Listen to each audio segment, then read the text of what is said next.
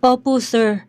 Kung sasali kayo sa volunteer work, hindi niya kayo mapapaalis basta-basta. Madaming tao doon, tapos may papakita pa ninyo na magiging mabuting ama kayo. Napangiti si Carlo. Magandang idea, Haris. Hindi ako nagkamali ng pagkuha sa'yo bilang assistant. Sir, baka naman magbigay pa kayo ng all-expense vacation. Nakakahiya naman po. Biro nito, tumawa si Carlo. Unang beses sa mahabang panahon, pero sa kabila ng biro, kita sa mga mata niyang muling nabubuong pag-asa.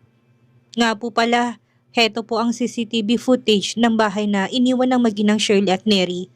Ayaw kong panoorin at baka makita kong kuha ni Ligaya at Jacob. Hindi ko kaya. Ikaw nang manood at tignan kung may makukuhang ebidensya laban sa mag-ina dahil sasampahan ko ng kaso. Agad tumalima si Harris. Bumalik ito bago mag-uwian. Sir, wala namang intimate na ginawa sina Ligaya at Jacob. May isang footage na pumasok sila sa kwarto ni Aling Shirley pero halos 2 minuto lang. Sigurado ka? Patingin nga. Isinalang ni Harris ang USB at ipinakitang nasabing kuha. Makikita sa screen sina Ligaya at Jacob. Parehong seryoso, tila kinakabahan habang papasok sa silid ni Aling Shirley. Tahimik siya habang pinapanood ang eksena. Nakita niyang marahang nilalabas ni Jacob ang isang plastic. Napatingin siya nang bumukas ang pinto ng silid at pumasok sina Ligaya at Jacob. Wala ni isang pisikal na kontak. Walang titig na may halong pagnanasa. Tanging pag-uusap lang. Tila may hinahanap ang mga to sa kwarto ni Aling Shirley. Hindi nagtagal, dumating sila at nagmamadaling lumabas ang dalawa at nakasalubong nga nila sa hallway. Sariwa pa sa alaala niyang eksenang yon. Inihinto niyang video. Nanigas siya sa kinatatayuan. Unti-unting pumintig ang puso niya ng kanina lang ibinabalot ng pangungulila. Kung hindi sila, bulong niya sa sarili. Kung walang namagitan sa kanila, ibig sabihin ay muling niriwan niyang footage, pinanood muli ang galaw ng dalawa. Harris, kailangan ko ng kopya ng medical records ni Ligaya nung nagpa-check up siya sa ospital at nalaman kong buntis siya. Gusto ko lang malaman ng lahat ng detalye at timeline. Kasi kung tamang kutob ko, baka ako talagang ama ng dinadala niya. Sige po, I'll try to get it legally. Pero sir, wag po muna kayong umasa at baka masaktan kayo kapag nakumpirmang si Jacob nga ang ama. Huminga siya ng malalim. Kung hindi ako, igagalang kong desisyon niya.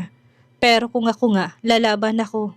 Hindi na bilang lalaki sa buhay niya, kundi ama ng anak namin, determinado niyang sabi. Mainit ang hapon sa community center na pinapatakbo ng Magnus Foundation para sa mga single mothers sa loob ng multipurpose hall.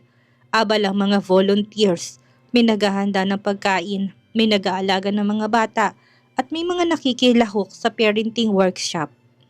Tahimik na nagtutupi ng mga baby blanket sa isang tabi si Carlo. Nakasimpleng polo shirt at denim jeans. Lumapit ang coordinator. Kuya, okay lang po ba talaga kayo sa group na mag-aalaga ng infants? May orientation na muna. Tumango siya. Medyo awkward ang kilos, salatang hindi sanay. Panay ang linga ng mga mata. Hinahanap si Ligaya. Habang ang orientation ay nagsisimula, dumating si Ligaya sa community center.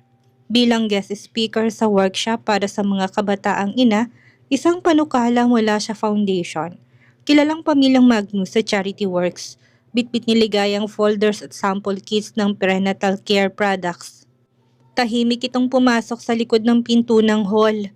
Natutubang dalaga at maraming nakikiisa sa programa. Sa kalagitnaan ng orientation, isa sa mga batay biglang umiyak. Hindi mapatahan, nataranta ang ilang bagong volunteers maliban kay Carlo. Dahan-dahan siyang lumapit, kinuhang bata sa crib, marahang kinargat ni Hele. Laking gulat ng lahat, napatahan niya ito sa loob ng ilang minuto. Nagbungang panunod niya ng videos kagabi kung paano mag-alaga ng bata. Gusto pa ng baby, pogi ang kakarga. Biro na may edad na volunteer. Ang bigat ni baby, masarap palang may kargang bata, bulong niya. Walang kamalay-malay na mula sa kabilang bahagi ng hall. Nakatingin na si Ligaya, natigilan si Ligaya sa kinatatayuan at nagtamang kanilang paningin. Napalunok siya, wag naman sana siyang paalisin o iwasan ito. Pagkatapos ng huling activity sa volunteer program, nagsimula na mag-uwian ng ibang nani at mga bata. Nagpaalam na rin ng ilang volunteers. Pawisan siya pero nakangiti. Tumulong siya sa pagliligpit ng mga gamit. Mula sa hindi kalayuan nakita niya si Ligaya, papalabas ng bulwagan. Bitbit ang folders ng seminar materials. Hindi na siya nagdalawang isip. Tumakbo siya sa likod. Pinilit salubungin ng daraanan nito sa gilid ng hallway. Ligaya. Natigilan si Ligaya pero hindi tumingin, dumiretso sa paglalakad. Salamat sa pagbibigay ng inspirasyon sa mga nanay dito. Ang dami mong natulungan, nakakahanga ka. Nakita niyang maring ipinikit ng dalagang mga mata bago siya humarap. Bahagyang nahihirapan ng dibdib pero matatag ang pananalita. Nakakagulat na naging interesado ka sa mga volunteer works. Alam kong nagdodonate ka ng malaking halaga para sa charity pero alam kong ginagawa mo yon ng may kapalit. Sa pupunta mo dito, anong pakay mo? Wala akong pansariling agenda. Kaya ako nandito, gusto kong tumulong, hindi para manggulo. Gusto ko lang sumuporta. At para din maipakita kong pagsisisi ko, hindi ko kailangan ng suporta mo. Hindi mo alam kung anong sakit ang pinagdaanan ko. Tapos ngayon isang sorry mo, parang sapat na yon para burahin ang lahat. Tahimik si Carlo, tinitigan lang si Ligaya. Hindi na siya nagpilit. Hindi ko intensyon na burahin ang sakit. Gusto ko lang makatulong sa paghilom ng mga sugat na ako may gawa. Muling naglakad si Ligaya. Mas mabilis na ngayon. Hinabol niyang dalaga at tinawakan to sa kamay. Ligaya, sandali lang. Pwede bang magtanong? Napahintong dalaga at kagad na binawi ang kamay.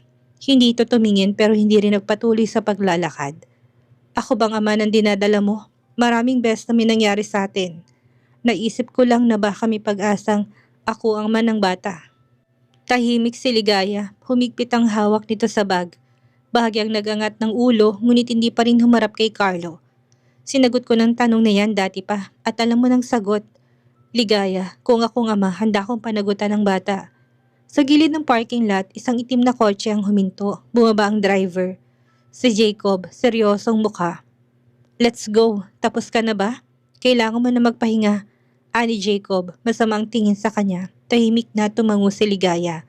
Ngunit bago pa sila makapasok sa sakyan, lumapit si Carlo. Hindi may pintang muka. Sandali, nag-uusap pa kami. Anito, lumingon si Jacob. Saglit na tiningnan siya mula ulo hanggang paa. Madilim ang anyo nito. Wala na kayong dapat pag-usapan. Bakulit ka rin. Panay ang sunod mo. Dahil ba sa nalaman mong Magnus si Ligaya? Mayaman din ako. Hindi perang habol ko. Baka ikaw ang perang habol mo. Tignan mo nga ang kotse mo. Biglang mamahalin agad. May karapatan ka bang makialam? Pagkatapos ang lahat ng sakit na dinulot mo kay Ligaya. Back off. Isang lapit mo pa. Ipapakaladkad kita sa security. Napatingin si Ligaya sa dalawa. Kita sa kanyang mukhang pag-aalala pero hindi siya sumingit. Hinayaan niya magsalita sa Jacob. Huwag mo na siyang guluhin, Carlo. Kung talagang mahal mo siya, respetuhin mong desisyon niya. Ani Jacob na matigas pa rin ang tingin sa lalaking nangungulit sa kapatid. Layuan mo si Ligaya. Naglakad na pasok ng sasakyan sina Jacob at Ligaya. Naiiwan siyang nalulumo habang papalayong kotse. Mahigpit ang hawak niya sa bracelet sa kanyang bulsa. Ang paalala ng batang minsan nagligtas sa kanya na huwag susukot maging matatag. Tahimik ang biyahe pa uwi nila Ligaya at Jacob. Nasa likod ng manibela si Jacob habang si Ligaya nakatanaw sa labas. Tila malayong iniisip. Mabigat ang kanyang damdamin, ngunit sinigurado siyang hindi na siya babalikan ni Carlo. Ilang minuto pa nagsalita si Jacob. Hindi na to nakatiis sa itsura ng kapatid. Alam kong galit ka pa rin sa kanya. Ang tanong, mahal mo pa rin ba siya? Hindi ka agad sumagot si Ligaya. Nanatiling nakatanaw sa labas ng bintana pero bahagyang nanginig ang boses na magsalita. Huminto si Jacob sa gilid ng kalsada. Isang tahimik na lugar. Malayo sa ingay. Pinatay niya ang makina. Ligaya, darating ang araw, mabubunyag din ang lihim mo. Hindi habang buhay mong may tatagong totoo, lalo na kay Carlo. Hindi lang sa bata, tungkol sa atin na magkakapatid tayo. Tahimik siya. Hindi kita sinisisi, naintindihan ko. Gusto mong protektahan ng bata pero sa hindi mo mitatago na matagal yan. Dapat na yata akong lumayo, makalayo ka man hanggang kailan. Bakit hindi mo siya kausapin? Ipagtapat mo sa kanya, siyang ama. Pag-usapan ninyo kung paanong mangyayari. Hindi naman kailangan magsama kayo kung talagang hindi na pwede. Huminga siya ng malalim na payuko. Ang bigat sa dibdib niya ay tila sa sabog. Darating din ang tamang panahon pero hindi pa ngayon. Hindi kita pipilitin, pag-isipan mong mabuti. Hindi na nakasagot si Ligaya sa kabila ng lahat ng kaguluhan sa puso niya. Alam niya may tamang panahon para sa katotohanan. Inalam ni Carlo ang schedule ni Ligaya. Dadalo ito ulit sa charity event. Masaya't mataong charity auction night para sa mga batang may karamdaman. Kabilang sa mga sponsor ang Magnus Group at isa si Ligaya sa mga lead volunteers ng gabi. Nakasuot ng eleganteng midnight blue gown. Kalmado ang kilos at maganang pakikitungo sa mga bisita. Nalukot ang mukha nito nang mapansing naroon siya. Nakasuot siya ng dark gray suit. Tahimik sa isang gilid. Hindi siya bahagi ng event pero may sariling imbitasyon. Isang taktika niyang gamitin para makalapit kay Ligaya. Isang linggo na mula nang huli silang nagkita at hindi pa sila muli nagkakausap. Namimiss niya na to habang nagkakagulo sa auction table. Sinamantala ni Carlo ang pagkakataon. Ligaya, ano yang tumabi sa dalaga? Napalingon si Ligaya, bakas ang pagtataka at inis na lapitan niya. Anong ginagawa mo dito? Akala ko malinaw na wag mo akong lalapitan. Oo, alam ko, pero ilang minuto lang Ligaya. Ilang minuto upang mag-usap tayo. Yun lang hinihingi ko. Tila may gustong sabihin si Ligaya pero pinigilan ang sarili. Tumingin siya sa paligid, walang nakatingin. Huminga siya ng malalim. 10 minuto, sige, pagbibigyan kita. Pumunta sila sa isang mas tahimik na bahagi ng hallway, malapit sa balkonahing may overlooking view ng bayan. Salamat sa pagpayag mo. Kamusta ka na? Miss na kita. Ilang araw kong tiniis na hindi ka puntahan. Simula niya. Anong sasabihin mo? Bibigyan lang kita ng 10 minuto. Alam kong huli ng pagsisisi, pero kung sana bigyan mo ko ng pagkakataon, tayo na lang ulit. Aalagaan kita tang bata. Carlo, para sa akin bahagi ka na lang na nakaraan. Kung ako manong hindi ang ama, mahal kita Ligaya. I'm just so stupid not to admit my feelings at hindi ko kayang mawala ka na hindi malang sinusubukang lumaban. Ani ang nangingilid ang luha. Sandaling katahimikan. Bakas ang gulat sa mukha ni Ligaya sa pinagtapat niya. Huli ng lahat, may mga tao talaga na pinagtatagpo pero hindi nakatadhana magsama hanggang dulo. Pero at least nagkakilala tayo Ligaya. Give me another chance. Nagmamakaawa ko. Malakas ang pakiramdam kung ako ang ama ng pinagbubuntis mo. Ani ang pumatak ng luha sa mga mata. Hinawakan niya si Ligaya sa magkabilang balikat. Nakita niyang pangamba sa mukha ng dalaga. Pasensya ka na. Ayoko na magkaroon pa ng ugnayan sa'yo. Tumigas ang kanyang anyo sa nadinig. Sige, titigilan lang kita kung hindi ako ama ng bata. Let's do paternity test. Aniya. Makulit ka talaga. Ako ang ina kaya alam ko kung sinong ama. Madaming beses na may nangyari sa atin. Malaki ang chance na ako ang ama niyan. May nakausap na akong doktor. Kapag ako ang ama, ipaglalaban kong karapatan ko. Kung hindi, ibabalik na ako sa lungsod at hindi nakataguguluhin. Isang tahimik na hapon sa loob ng isang prestiyosong prenatal diagnostic center. Nasa loob ng consultation room sina Ligaya at Carlo. Magkaharap ngunit tila may padar pa rin sa pagitan nila. Katabi nila si Dr. Santos, isang eksperto sa non-invasive prenatal paternity test. Ang test ay ligtas. Kukuha tayo ng konting dugo mula kay Ligaya upang makuha ang fetal DNA na nasa kanyang bloodstream at isang swab sample kay Carlo. Ang resulta ay maaari nating makuha sa loob ng 1 linggo. Ani Dr. Santos, tumango si Carlo. Hindi nagtanong ngunit tila malalim ang iniisip. Sigurado ba kayong ligtas ito? 2 buwan pa lang ang bata. Ani Ligaya na puno ng pag-aalala. Sigurado pong ligtas, non-invasive. Walang harm sa inyo sa sanggol, kaya wag po kayong mag-alala. Tumango siya, bagamat halatang hindi pa rin siya komportable. Sa isang bahagi ng kanyang isip gusto niyang umatras. Pero mas matimbang ang pagnanais na matapos ng pangungulit ni Carlo. Tama naman siya na lang ang nasaktan. Hindi niya hayaang madami ang magiging anak nila. Pumayag siya dahil alam niya na kayang gawa ng paraan ni Jacob na palitan ng resulta. Matapos ang sample collection, naiwan silang dalawa sa isang maliit na lounge habang inasikaso mga papeles. Salamat at pumayag ka. Malaking bagay ito sa akin. Pakiramdam ko, ako ang ama ng bata. Huwag ka nang umasa. Alam kong resulta, hindi ikaw ang ama. Sana kapag lumabas ang resulta, hindi mo na kami guluhin. Gusto ko nang makasiguro kapag hindi akong ama, hindi na kita guguluhin. Kinagabihan na sa loob ng study area si Jacob, nakaayos ang laptop at ilang confidential documents sa mesa. Pumasok si Ligaya, kumakabog ang kanyang dibdib. Sinara niya ng pinto at naupo sa tapat ng kanyang kapatid. Kuya, busy ka ba? Ani ang alanganin ng ngiti. Tumingin si Jacob mula sa laptop na nakaramdam kaagad ng bigat mula sa tono ng kapatid. May kailangan ka ba? Baka kapag hintay naman itong ginagawa ko. Si Daddy, nagagalit na sa'yo. Palagi kang wala. Bumalik ka na sa business world. Hindi ko kaya na mag-isa. Sa totoo lang nangangapa pa ako at natatakot ako na magkamali. Last mission ko na. Gusto ko lang mahuling sindikato na may kinalaman sa kidnapping mo at ni Mommy. Pagkatapos noon, babalik na ako sa Magnus Group of Companies. Tumango siya. May iba ka pa bang sasabihin? Hindi na siya nagpaligoy-ligoy. Hihingi din sana ako ng tulong mo. Kailangan ko mapalitan ng resulta ng DNA test. Tahimik si Jacob. Hindi kagad sumagot.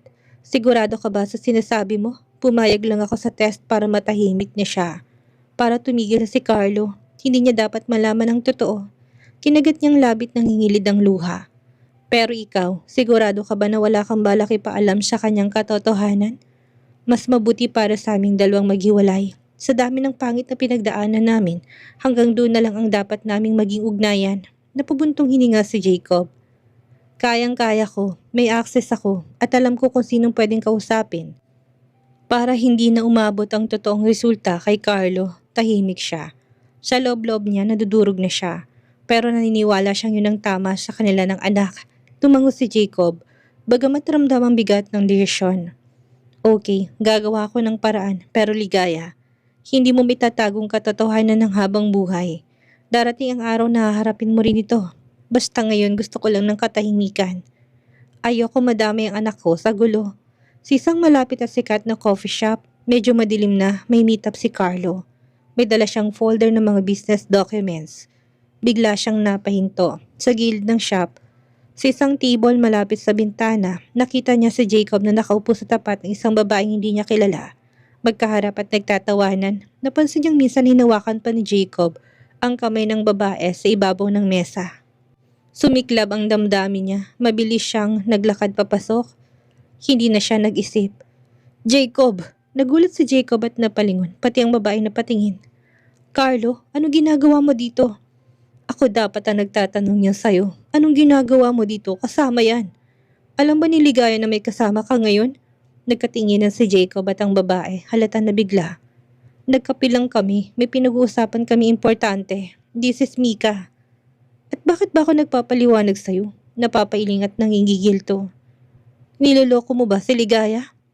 Excuse me, pupunta lang ako sa CR, anang babae. Tumayo si Mika at nagpaalam kay Jacob. Pwede ba kitang makausap? Sandali lang. Tumingala si Jacob at mingiti ito sa mga labi na hindi niya nagustuhan. Sure, maupo ka. Gusto kong malaman kung mahal mo si Ligaya. Saglit na natigilan si Jacob, nagtaas ng kilay. Lagi kanyang kasama, iniisip ko baka kaya siya lumalayo sa akin dahil sa'yo. Tapos lolokohin mo lang siya? Hindi kagad nakasagot si Jacob. Umikot ang tingin nito sa paligid bago muling tumingin sa lalaking kaharap niya. Siya ngayon ang mahalaga lang ay protektado si Ligaya at nasa mabuti siyang kalagayan. Hindi mo sinagot ang tanong ko. Handa akong matras kung totoo ngang mahal mo siya. Kung kaya mo siyang alagaan, kung kaya mo panindigan ng bata, kung sakaling hindi nga akong ama, makakaasa kang hindi ko siya pababayaan. Kung hindi akong ama at ikaw ang pipiliin niya, siguraduhin mo hindi mo siya sasaktan. Tumango si Jacob, ngunit hindi na sumagot. Dumating ng araw na makukuha nila Carlo at Ligaya ang resulta. Nasa loob sila ng pribadong consultation room sa loob ng DNA testing center. Sa loob magkatabi sila sa mahabang lamesa, ngunit may agwat sa pagitan nila. Hindi lang pisikal, kung hindi higit ang emosyonal. Ang tanging maririnig ay mahinang tunog ng wall clock at tibok ng mga puso nilang kabado. Pumasok ang doktor, may hawak itong envelope. Mr. Velasquez, Miss Magnus, narito na pong resulta ng paternity test. Tahimik na inabot nitong envelope kay Carlo. Halos marinig ang pagpunit sa papel upang makita ang resulta.